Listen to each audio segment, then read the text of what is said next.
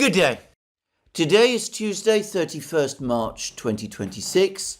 And before I proceed with this program, let me remind you again to tick the like button and to check your subscription to this channel. If once you watch this program, you decide that you like what you've heard and you wish to indicate that fact. Now, over the last 24 hours, we had a whole succession of extraordinary statements coming either directly from the President of the United States or mediated for us, filtered for us by parts of the US media, all of which reinforce the impression which I and many others have, and which is set out in a title that appears this morning in an article in the Daily Telegraph, the British newspaper, which, by the way, before the start of the armed conflict with Iran, never failed to agitate and insist upon and demand that attack on Iran, which on the 28th of February, in fact, happened. Anyway, that title reads that Donald Trump, President Trump, has now lost control of the situation in the conflict. World recession warning as Trump loses control of Iran war. And the expression, the comment about losing control, ominously perhaps for the president, for Donald Trump, seems to originate in a report provided by some British financial institution. So we're starting to see opinion in the markets start to harden, or at least we see the first signs of this, that the President of the United States is losing control of the war. For a president, for a US president involved in a war, that is the most disastrous position he can be in. Previous presidents who found themselves in exactly that kind of position were George W. Bush over Iraq, and of course, more importantly, more damagingly still, Lyndon Johnson back in the 1960s over the conflict in Vietnam.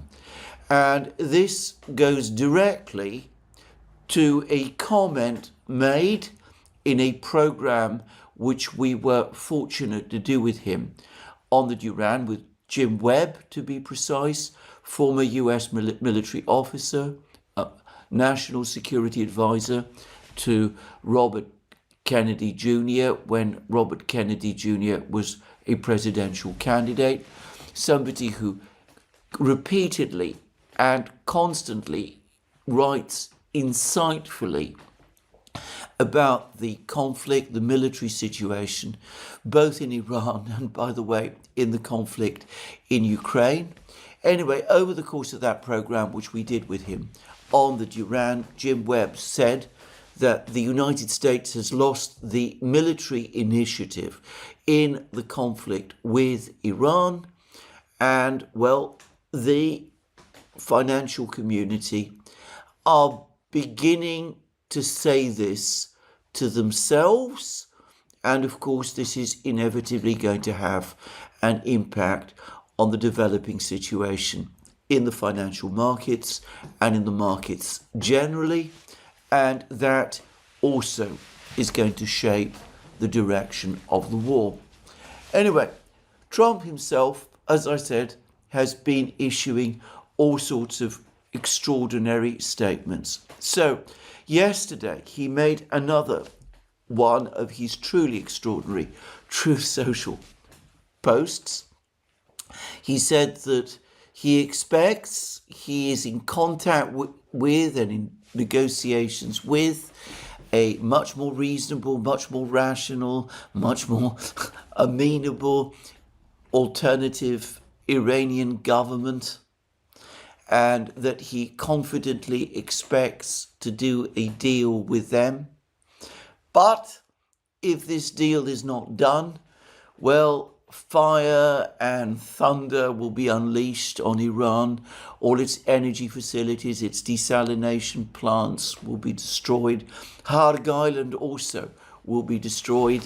Its energy industry will be destroyed. To me, I have to say, it looked again like a statement that gave the opposite message to the one that Donald Trump perhaps thought he was making. I don't believe that this alternative, more reasonable government, or what Donald Trump would judge a more reasonable government, exists in Iran, either in fact or in waiting. I think the only government in Iran is the one that holds power in Iran today. When Donald Trump talks about his desire, the fact that he is in discussions with this alternative government, and that he expects a satisfactory agreement to be made with them, what Trump is actually doing is that he's pleading with the existing government of Iran to sit down and negotiate with him and to give him some kind of off-ramp. That, I am sure, is the conclusion that the Iranians themselves will be making. They, of course, read all of these comments that Donald Trump puts out. They know far better than he does what the actual situation within their country is. They will see this message, they will know that there is no alternative government, and they will see this talk about negotiations as a plea from the President of the United States addressed to them to agree to negotiate with him. And as for the extraordinary threats that President Trump is making, the Iranians will conclude that it is all a bluff. They have seen the attacks that the United States has already made upon them. They know perfectly well the size and resources of their country. They will undoubtedly be well informed about the various capabilities that the United States actually has in the region. They can read the American media and newspapers just as well as all of us can do. And of course, if they aren't reading those newspapers and aren't seeing there all of the reports about dwindling US military inventories, about reductions in availability of precision-guided weapons and all of those things, their friends, the Chinese and the Russians, will be telling them all about it. So the Iranians, reading this extraordinary message, will conclude that they are winning, that the United States, or at least the administration, is losing, and that they will see this message as a sign of weakness, and they will respond accordingly. And one of the ways in which they will respond is by declining to give Donald Trump what he is pleading for, the negotiations he is asking for, because inevitably, after a message like this, the Iranians will say to themselves, well, we have the Americans on the run, we have Trump on the run, let us keep doing what we are doing, keeping the Strait of Hormuz closed, preventing ships with oil products and other products from the Persian Gulf area. Leave the Persian Gulf.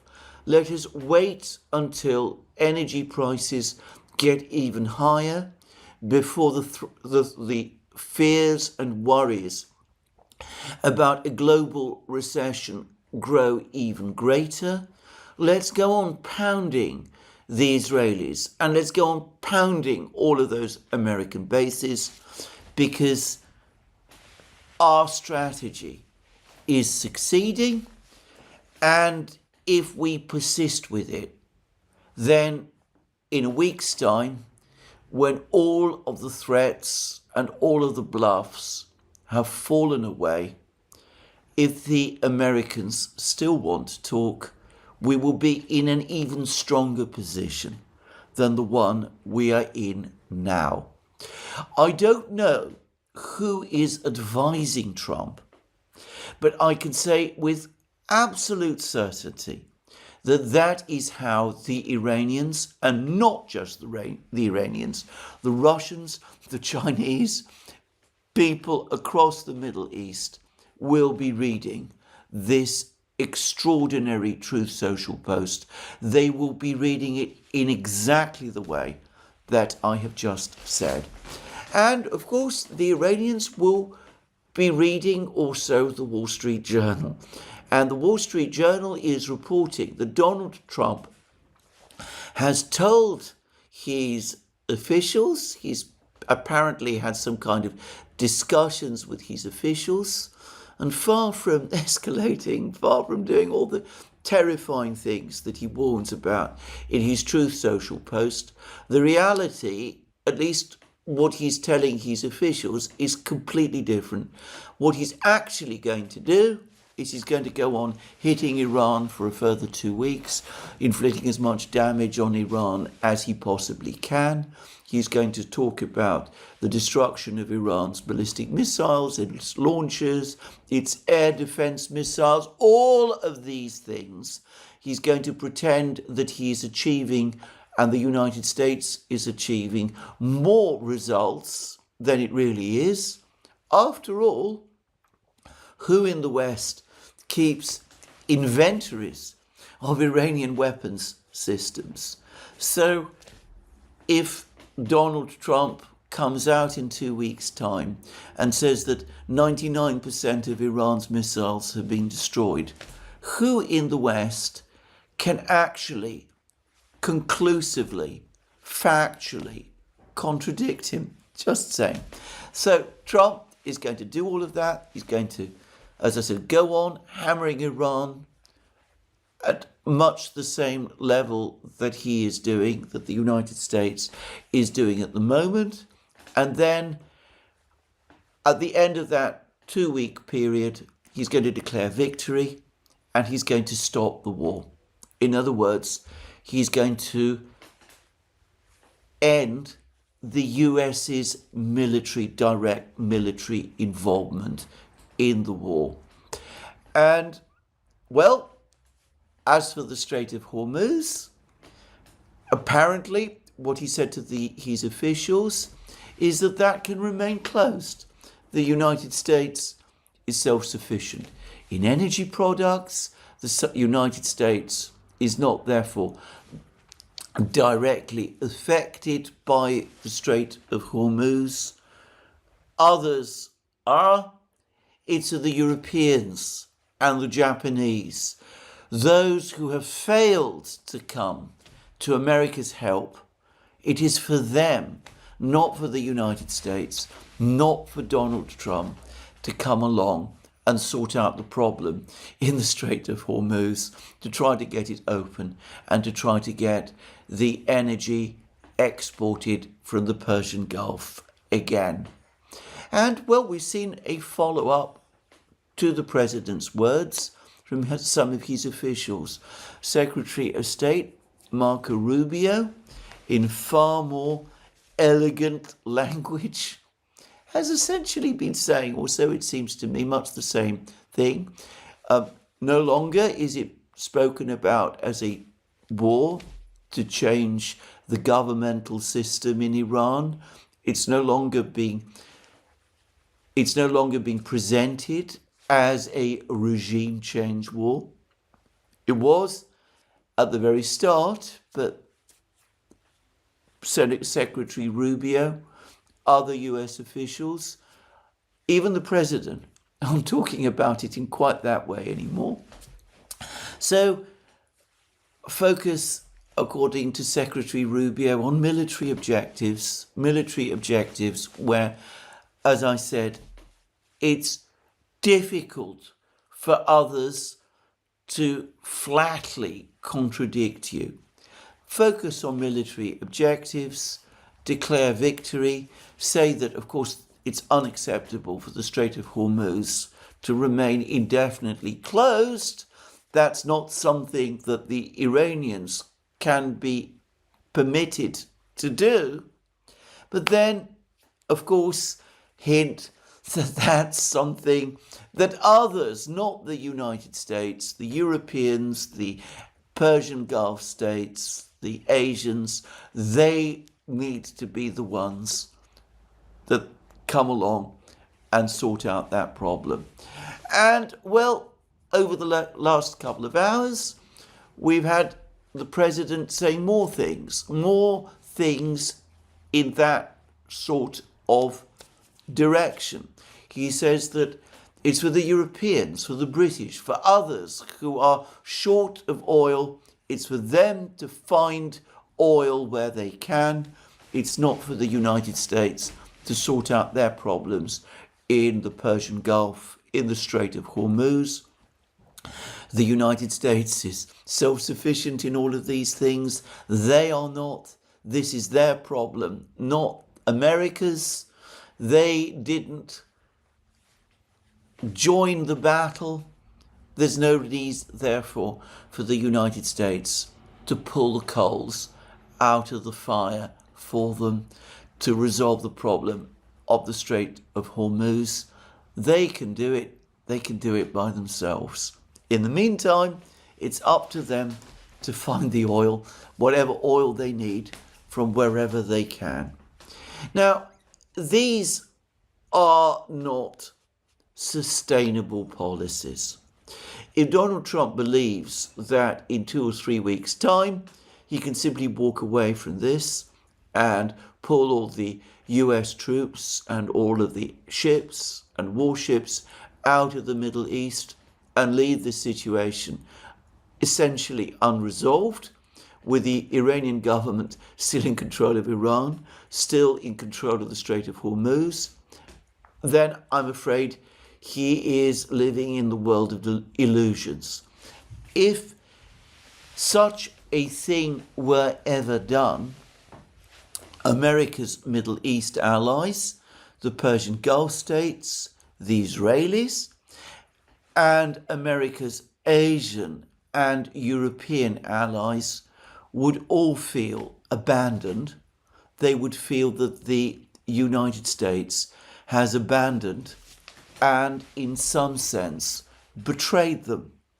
This would be particularly true, of course, of Israel, which has been agitating for a war against Iran for pretty much as long as I can remember, and which clearly has seen this war and the US's involvement in this war as a means to its goal, which is clearly and indisputably either regime change in Iran or, failing that, the complete collapse of Iran.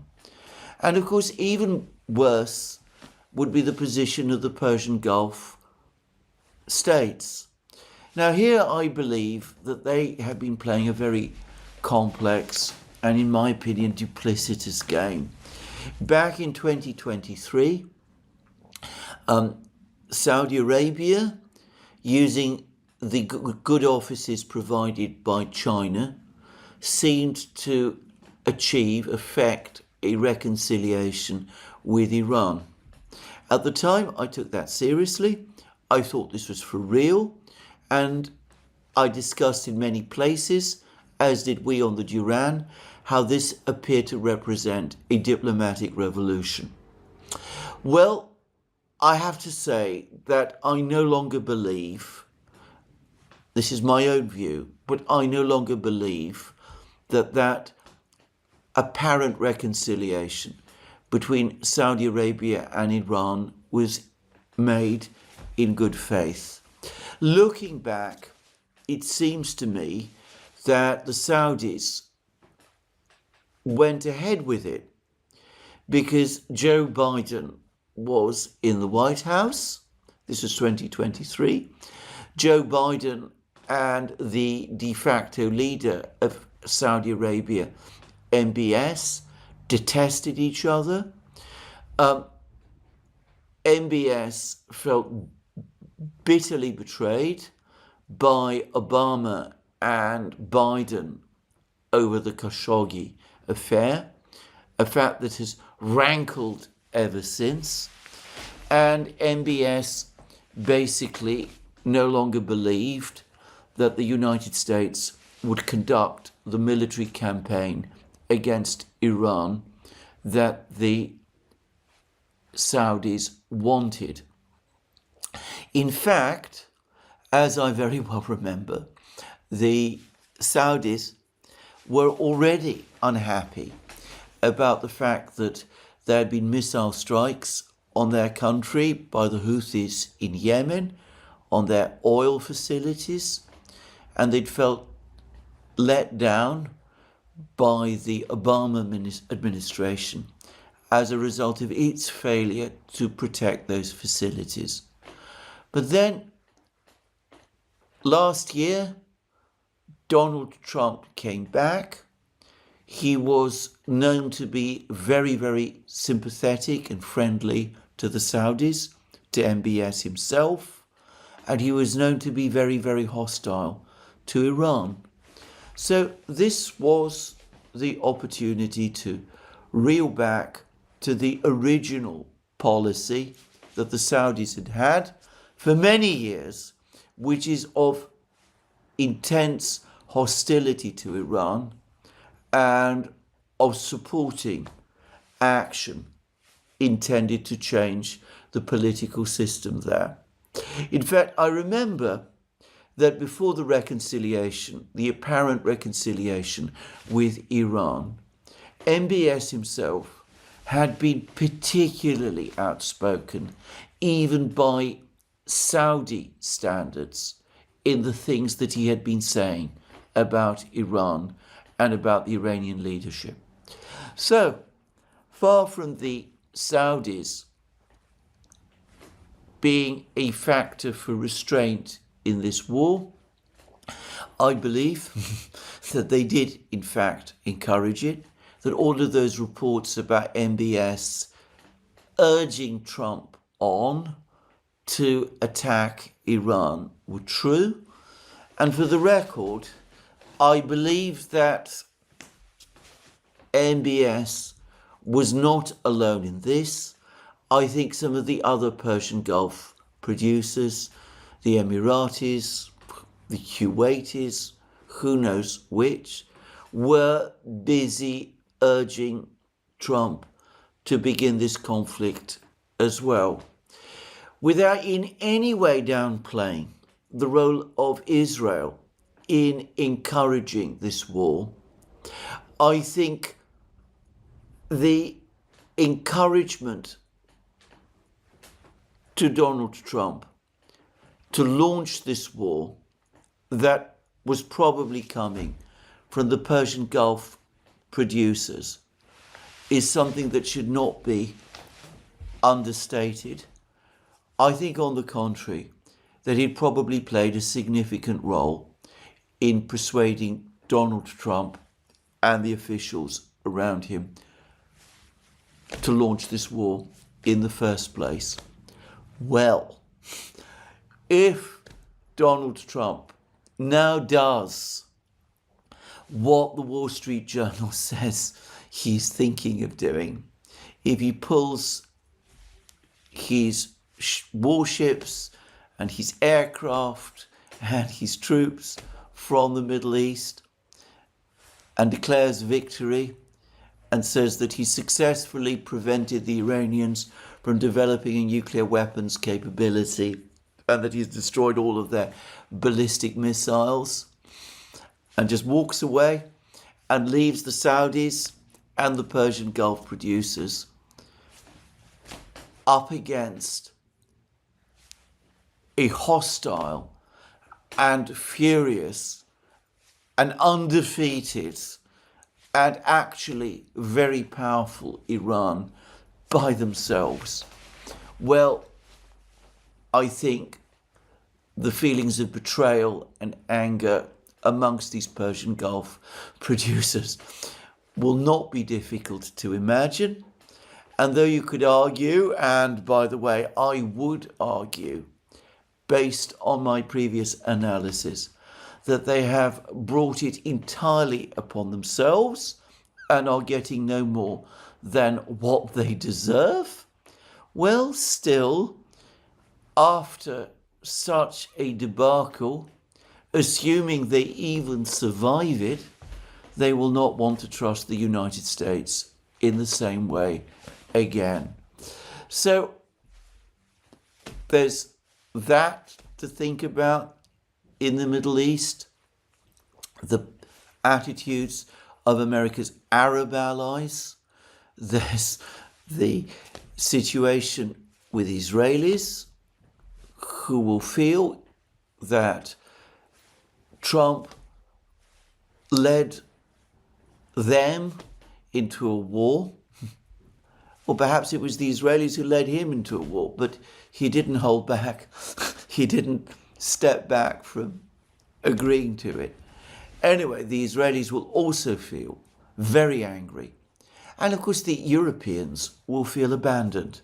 And here we come back to the basic issue about energy prices. Because if the United States simply pulls out of this conflict, leaving the Strait of Hormuz closed, then inevitably what is going to happen is that global energy costs will continue to rise. And inevitably, given the fungible nature of global energy prices, this is going to cause higher energy prices in the United States itself. I read this morning in the Financial Times that in some American gas stations, the price of gas is now $4 a gallon. So Trump, who is very sensitive to this, is in that kind of situation going to be even more concerned. I think any American president in his sort of situation would be even more concerned about that. And, well, the US oil reserves are being depleted by the day. And sooner or later, in some form or other, if the United States pulls out and the Strait of Hormuz remains closed, I think that inevitably Donald Trump, or indeed any US administration in his position, would be obliged to take the kind of measures that I remember President Carter taking in the early 1980s and prohibiting oil exports. And despite the talk there is about the United States having a big surplus of natural gas, I suspect gas exports, LNG exports as well. And that might, of course, stabilize prices, energy prices in the United States. But of course, it will leave the rest of the world in an even deeper crisis, and it will ensure that energy prices around the world rise even further, with all of the economic effects that flow from that. So at some point, the people around Donald Trump are going to explain all of this to him. And if he even actually is entertaining the plan of simply walking away from this conflict in 2 or 3 weeks' time, I am sure sooner or later, in some form or other, he's going to be made to understand that it simply can't be done. As Colin Powell is supposed to have told George W. Bush over the conflict in Iraq, you broke it, you own it. And that is the situation that Donald Trump is going to be in. It seems to me that he has only two available courses before him. The very bad one, which is to go on escalating the war, to do the various things that people have been talking about, seize islands in the Strait of Hormuz, or perhaps Kharg Island. I've discussed in many places how, to me, this looks like a trap. Professor John Mearsheimer, by the way, who has on his Substack site another indispensable place to go to get a clear picture of the situation in the world and of the evolving diplomacy. Anyway, Professor Mearsheimer, who, by the way, knows a great deal more about military affairs than me, he's been following and observing them for, well, longer than I have done. And I believe he's had a military background as well, by the way. Anyway, Professor Mearsheimer says that to him, this looks like a kamikaze mission. And, well, that goes back to what Jim Webb was saying on the Duran in the program that we did with him yesterday. And, well, Jim Webb is a military person, and I've seen what Lieutenant Colonel Daniel Davis has been saying, and I've been seeing what other military people have been saying. Joe Kent has talked about any US troops who occupy these islands on the Persian Gulf becoming, in effect, hostages of the Iranians. Dramatic language. But again, here's a person with a storied background. I mean, he's somebody who's received, I think it was 11 decorations for gallantry in combat. He's certainly somebody who understands military affairs and could see the way this thing can shape out. Anyway, to me, this military operation, as I discussed yesterday, and all of these other people that I've spoken about, Professor Mearsheimer, Colonel Davis, Joe Kent, Jim Webb, they all say the same thing. This, again, to use the title of the article on Professor Mearsheimer's Substack site, this looks like a suicide. This is a kind of kamikaze mission in the Gulf. It is setting up the United States for an even bigger military debacle with geopolitical consequences that would be dramatic, to say the least. And of course, we must never, ever overlook the consequences for the lives of the soldiers and the families of those soldiers, and of course also for the losses, the enormous human losses in Iran itself. So that is one option that President Trump has to escalate. Disastrous option, in my opinion, or at least all the indications to be suggested. The other option is the option of seriously seeking talks, not with some fictitious, non-existent, imaginary, reasonable Iranian government, which does not exist, but with the actual Iranian government in Tehran, in Iran itself. They have negotiated with the United States in the past. Perhaps, despite everything, they can be persuaded again to do so.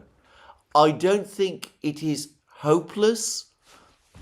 I've said already that serious US negotiators wanting to sit down and talk to the Iranians, basically from first base, forget about all of these ultimatums about stopping nuclear enrichment, stopping production of ballistic missiles.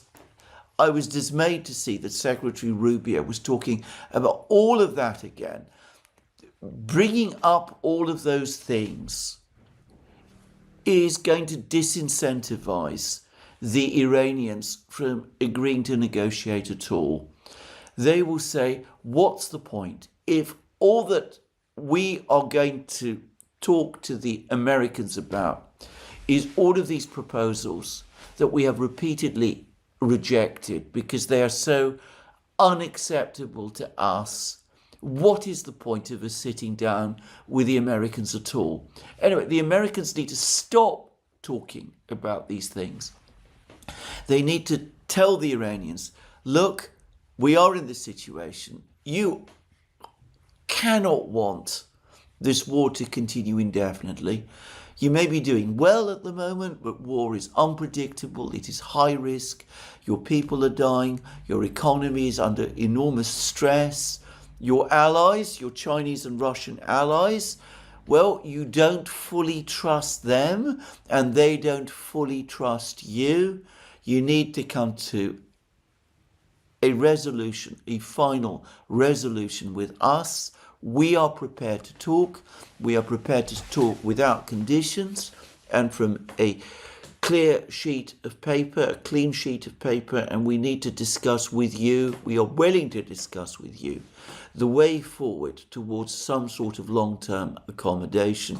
The United States could propose that. It could propose that through the Pakistanis, obviously.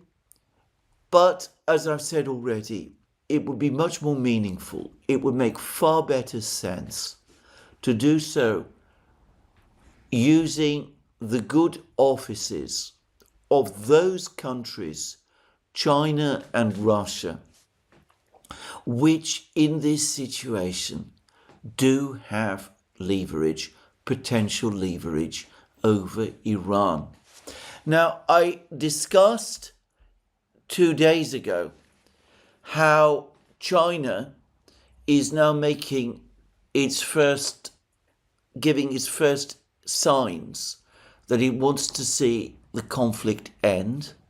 And that is clearly a message to the United States, which it blames for starting the conflict in the first place. But it's also a message from China to Iran that China does not want the war to drag on. So the Chinese, if asked, if the Americans come with some serious proposal for serious negotiations, with serious negotiators, not with Witkoff and Kushner, but with Vance and Rubio and others, real experts and people of that kind, the Chinese probably would be willing to take steps to facilitate that. The Pakistanis are also saying that China is backing moves towards mediation and a settlement of the conflict. And yesterday, the Russian Foreign Minister, Sergei Lavrov, said the same thing. Firstly, Lavrov said that the situation is deteriorating.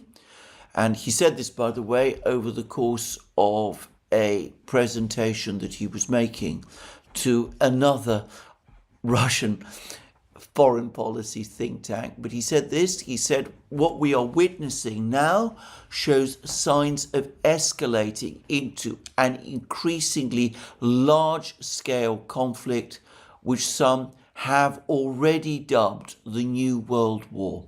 Again, Lavrov talking about a new world war. That is how dramatic he sees the situation. And then Lavrov continues, Russia advocates the return of the US-Israeli conflict with Iran to a diplomatic track. Moscow is ready to provide mediation and other assistance to resolve the crisis in the Persian Gulf through diplomatic means. And Lavrov also criticized indirectly the Persian Gulf states and the United States and the Israelis in connection with their attempts to get the Persian Gulf states involved in the war. Lavrov said this: the United States and Israel are trying to prevent normalization between Iran and its neighbors, and even to incite the members of the Gulf Cooperation Council against the Islamic Republic. And Lavrov went on to say that Western countries have come in clinch with the nations of the global majority that seek to overcome the inequality born out of the West's irrepressible hegemonic ambitions. To me, that all looks like advice by the Russians to the Persian Gulf states, telling them, stop listening to whatever urging you get from the Americans and the Israelis to involve yourselves more deeply in this war. You have made a critical mistake. You yourselves played a role in bringing this war about. You see the consequences. Let us help you finally and fully to resolve these issues with Iran. We are prepared to act as mediators. We're prepared to act as mediators between the Iranians on the one side and the Americans and the Israelis on the other. Though I should say, I doubt that the Russians now have much confidence or trust in the Israelis anymore. The Russians have repeatedly pointed out that back in December, they thought they'd negotiated an agreement between Iran and Israel, that those two countries would never attack each other. And as the Russians have complained on many occasions since the start of the war on the 28th of February, that was clearly a deception on the Israeli part. But the Russians, worried about the escalation, talking about a potential new world war, about a crisis that is spiraling out of control. Exactly the same warnings that the Chinese were making in that Global Times editorial that I discussed 2 programs ago. Anyway, the Russians are saying that despite all this history of bad faith, they are prepared to act as mediators. They understand, they see how dangerous this situation potentially is. And if the Americans and the Persian Gulf states want to end this war, the Russians are there and they will help, and they will do, as the Chinese have said, are saying they will do, whatever they can to get the parties talking to each other again. Now, the Russians do have significant leverage over the Iranians, probably more at this time than the Chinese do. The Russians have been sending supplies of what they call humanitarian goods to Iran, food, other products to keep the Iranian economy at least functioning. I think that there is now an all but universal consensus that the Russians are providing significant intelligence and military aid to Iran, all the facts point in that direction. And, well, there might be others preparing to become involved as well. Others coming to Iran's help, potentially from Russia.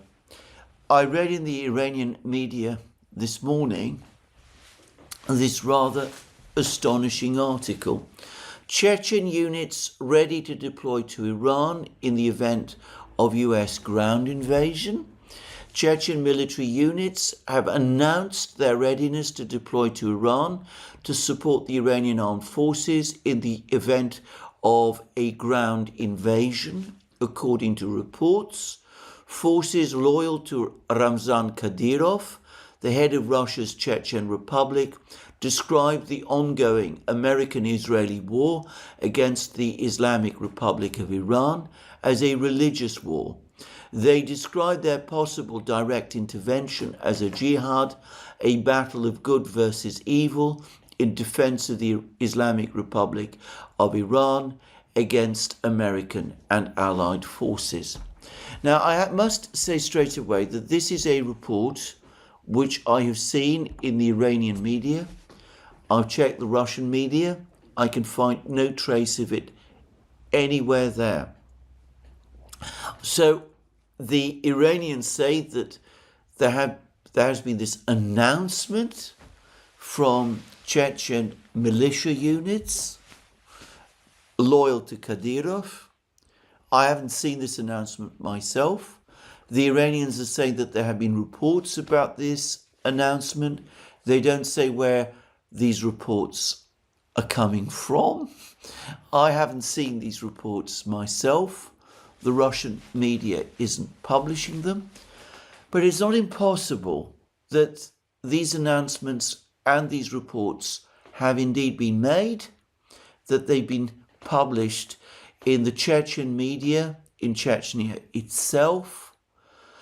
Given the tight integration which exists today between the Chechen government of Kadyrov and the militia units, Kadyrov himself is, I believe, a lieutenant general in the Russian National Guard, for example.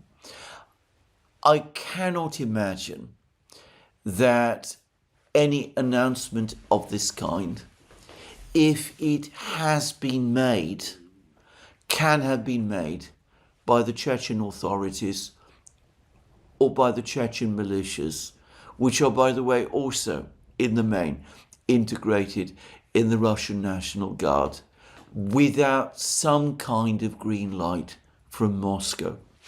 So, well, everybody acknowledges that the Chechens are formidable fighters.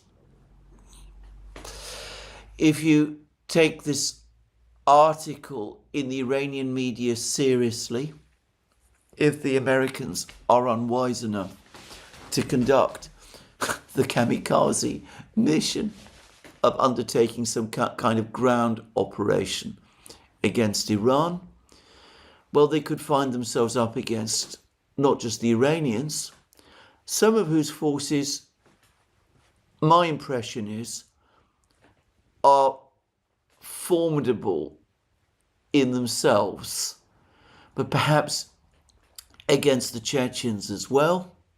And of course, behind the Chechens, there would be the Russians.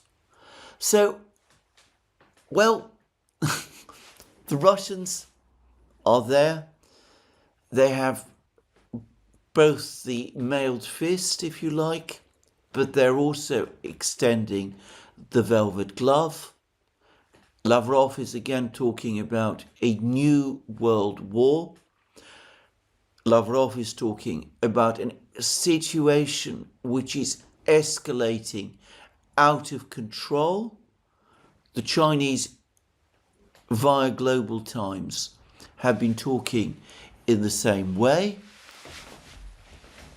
It seems to me that the potential for a diplomatic resolution exists. What needs to be done is for the President of the United States to come to his senses, to authorize the right people to make the right contacts. I think that if the government in Tehran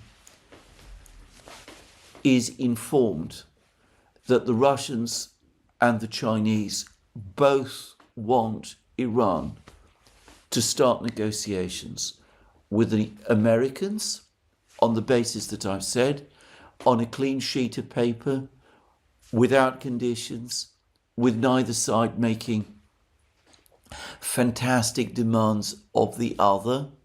Though, for the record, I don't any longer believe that the original Iranian demand for the American bases in the Middle East, at least the ones close to Iran, to be dismantled. Well, I no longer believe that that is in fact an unreasonable or impossible demand. I think, on the contrary, it is something which the Iranians will, in the event that there is a negotiation, probably eventually insist on, and which the Americans, in their own interests, might want to concede. After all, in what sense have these American bases proved as a strategic asset for the United States? The United States has had to evacuate them. They've not been an asset. They've been a liability. They've been hammered by Iran. The Americans have had to abandon them. It seems to me that they're just a weight on America's shoulders. They haven't enhanced security in the Middle East. They haven't reassured anybody. They've just proved to be a problem for the United States, which it would want to be rid of.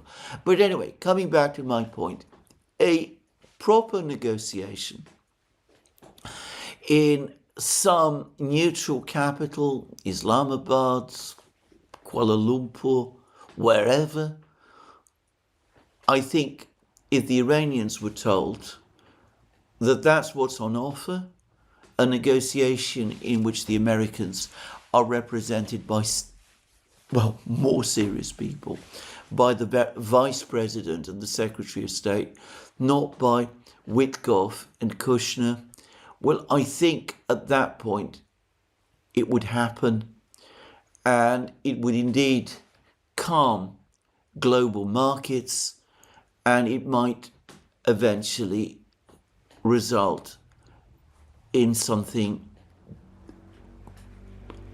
being achieved. Moreover, I think that it should not be that difficult for the United States and Iran to come to some kind of serious long-term understanding with each other. The US has now seen the extent of Iranian power, the ability that Iran has to shut the Strait of Hormuz. Iran is clearly not a country whose regime can be overthrown. At the same time, Iran doesn't want to be in a state of permanent war. Iran and the United States are both agreed up to now that Iran should not have nuclear weapons. If one approaches this rationally, something which I admit has been in very short supply, then I myself cannot see why an agreement cannot be reached. But of course, things are not rational. Trust hardly exists, and the president has to make that move, and at the moment he shows no sign of doing so. And, well, given that that is so, it seems to me far more likely that we're going to see that kamikaze mission that Professor Mearsheimer talked about materialize, that disastrous escalation. Perhaps the Chechens will indeed at that point become involved. Perhaps we will indeed see American troops trapped on islands or facing all kinds of problems on the ground in Iran itself. I repeat all the things that I said in my program yesterday about how the United States in these operations would not have secure control over the sky for the first time since perhaps the fighting in Tunisia in 1943. Anyway, and of course, if we do have that escalation, if things do start to spiral out of control, Donald Trump, in that disastrous Truth Social post that I discussed at the start of this program, talked about attacking Iranian desalination plants. Iranian desalination plants produce around 2% of Iran's fresh water. It is America's allies, the Persian Gulf states and Israel, that depend far more heavily on desalination plants. But if the Americans attack Iranian desalination plants, likely the Iranians will attack other desalination plants across the Middle East. We could quite quickly find ourselves in the biggest humanitarian crisis that we have perhaps seen since the end of the Second World War.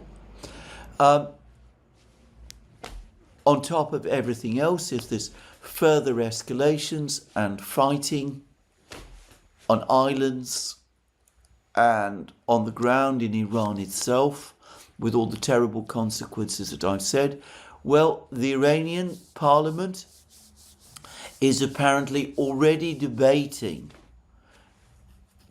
proposed legislation to pull Iran out of the nuclear non-proliferation treaty. The Iranians are telling everybody that this does not mean that Iran has made a decision to press forward with nuclear weapons. But the reality is, if Iran does indeed pull out of the treaty, then it will give every appearance of being intended to provide the pathway towards eventual nuclear weapons possession.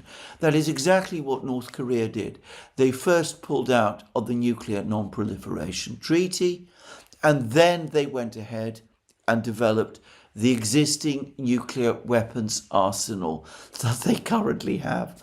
So if the North Koreans did that, if the Iranians appear to be following the same course, then everybody's going to assume that the Iranians are going to go nuclear at some point, probably some point soon.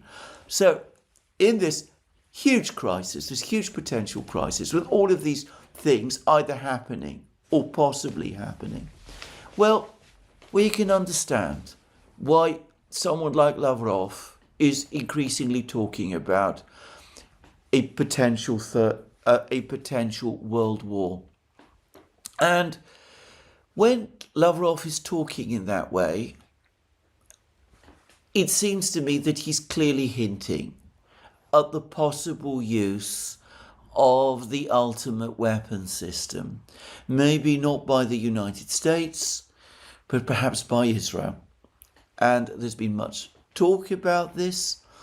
People like, I haven't seen them say it myself, but I believe that both Colonel Lawrence Wilkerson and Colonel Douglas McGregor have floated this possibility. Well, to repeat again, if we find ourselves in that kind of scenario, well, we are in a completely different world from the one we have been living in since the end of the Second World War. And I would have thought a far more dangerous one. And when Lavrov is talking about a potential new world war, it seems to me that he is ringing alarm bells because the Russians are worried about exactly this sort of thing.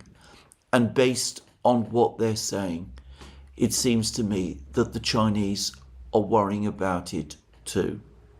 So, surely, in light of all of this, that diplomatic outreach that I spoke about by the United States is the way forward.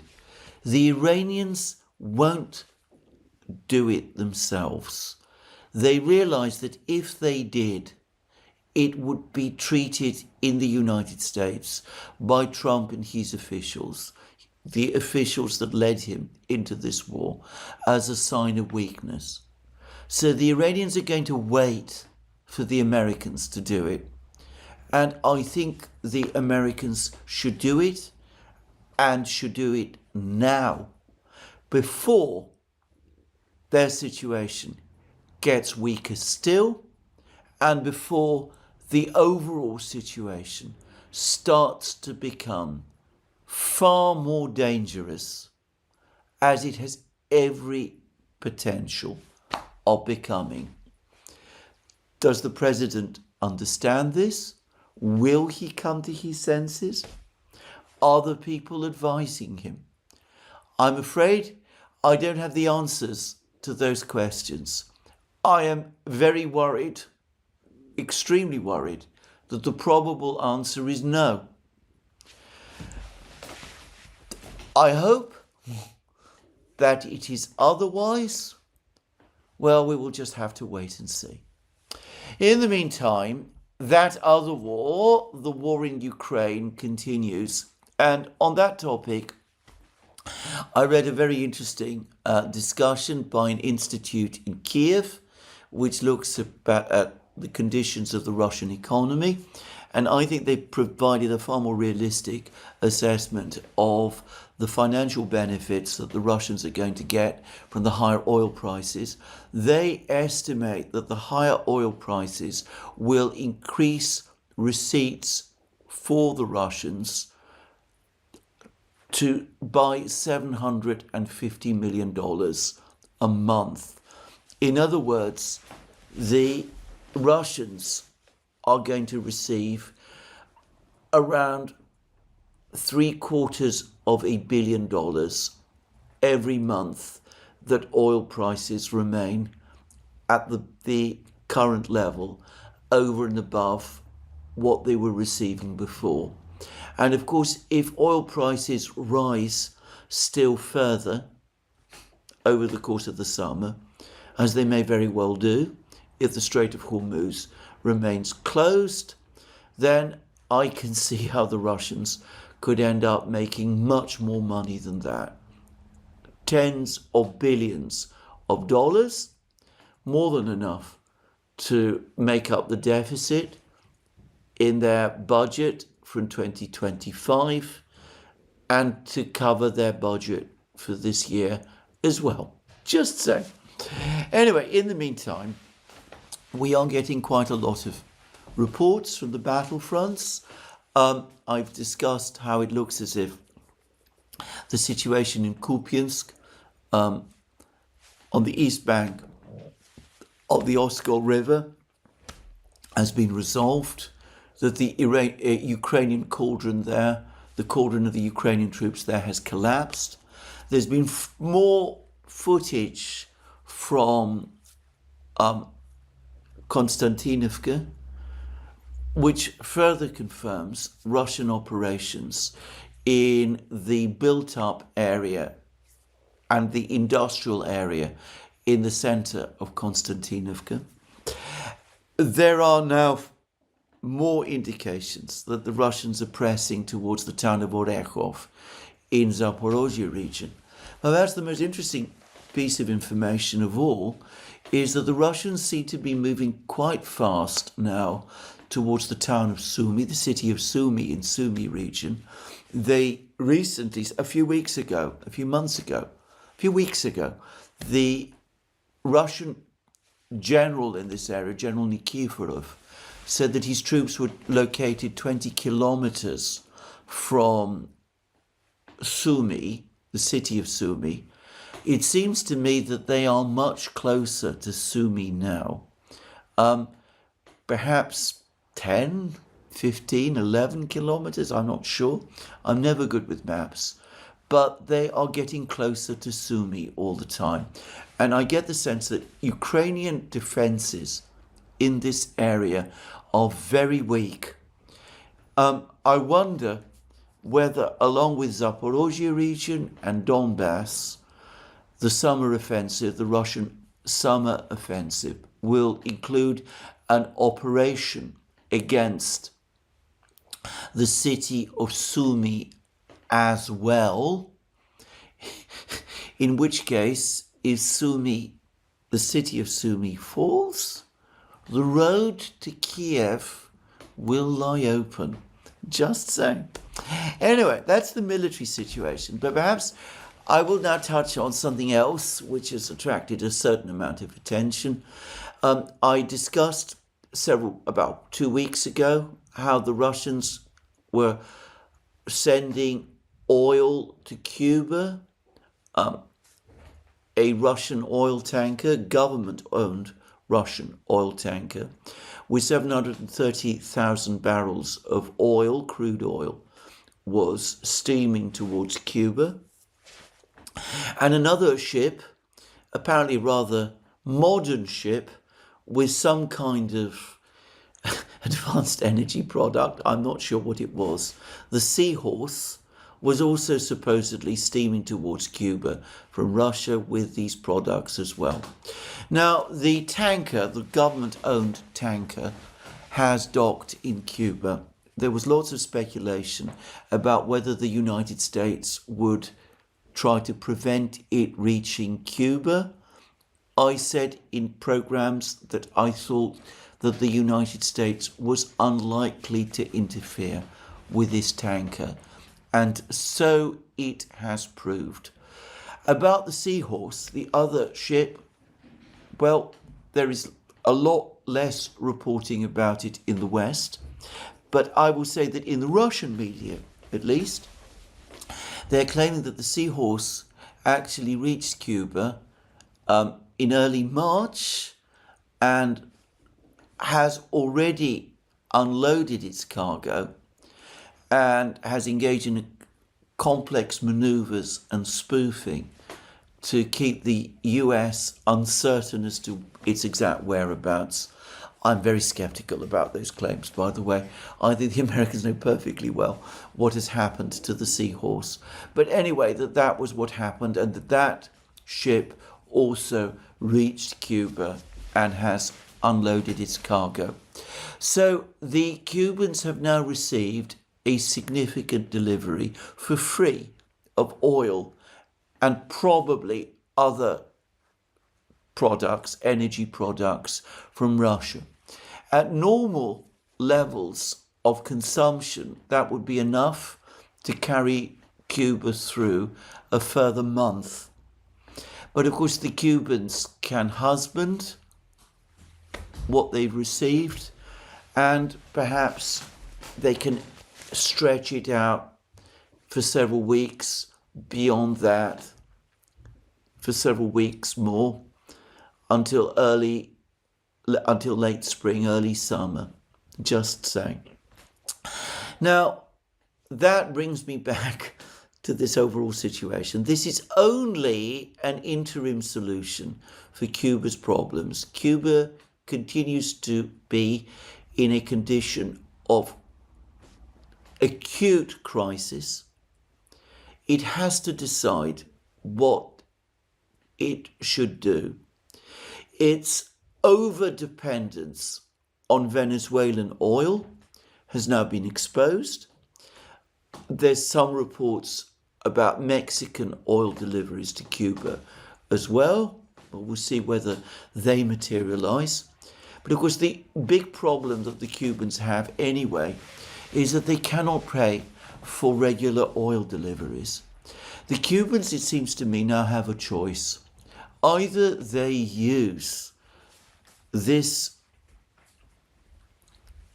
period that the Russians have bought for them to try to negotiate a better deal with the Americans, which, by the way, is what I think many people in Cuba would prefer, or now that they have seen that despite all of the bluster, the United States does not want to prevent transfers of oil from Russia to Cuba. President Trump says that the Americans allowed this tanker to get through, but that he doesn't really object to oil reaching Cuba from other places. But the reality is, as I've said in the past, that the United States will not want to tangle with the Russians, especially at this time, over oil trade on the high seas. There's the worry about what the Russian Navy might do, but there's also the further worry of what that might do to energy prices at a time when they're already skyrocketing because of the crisis in the Persian Gulf. So the Cubans can either use this time to try to negotiate a better deal with the Americans, or they can finally decide that they have no real choice, no realistic choice, but to go with the Russians and with the Chinese, who, by the way, are also busy supplying Cuba with solar panels and batteries and all of those things, and who have spoken in the past about helping Cuba to electrify its economy. Now, the thing to say is that the Russians will not provide oil to Cuba for free. The days when the Soviet Union used to do that are gone, and are gone forever. If the Cubans decide to go with the Russians, and perhaps the Chinese too, there will be a price, there will be a deal to be done. The Russians will have interests in Cuba, in the Cuban economy, which they've discussed in the past. They will want to see changes in the way in which Cuba runs its affairs. They will want access to the Cuban tourist industry, to the Cuban nickel industry, to the rum and cigar and sugar industries and all of those things. They will not give oil for nothing. It may be that the Cubans think that the price of going with the Russians will be too high. Or alternatively, it may be that seeing how hostile the United States continues to be towards them, they will decide that it makes better sense to stick with the Russians. But the point has now been reached when that decision must be made, and Cuba must negotiate and come to terms. The days when Cuba could go it alone, relying on Venezuelan oil, are gone, and they're gone forever. And that is something that the Cuban leadership needs to absorb and understand. Well, this is where I'm going to finish today's program. Let me remind you again, you can find all our programs on our various platforms: Locals, Rumble, X and Substack. You can support our work via Patreon and Subscribestar, links under this video. Last but not least, please remember, if you like this video, to tick the like button and to check your subscription to this channel. That's me for today. More from me soon.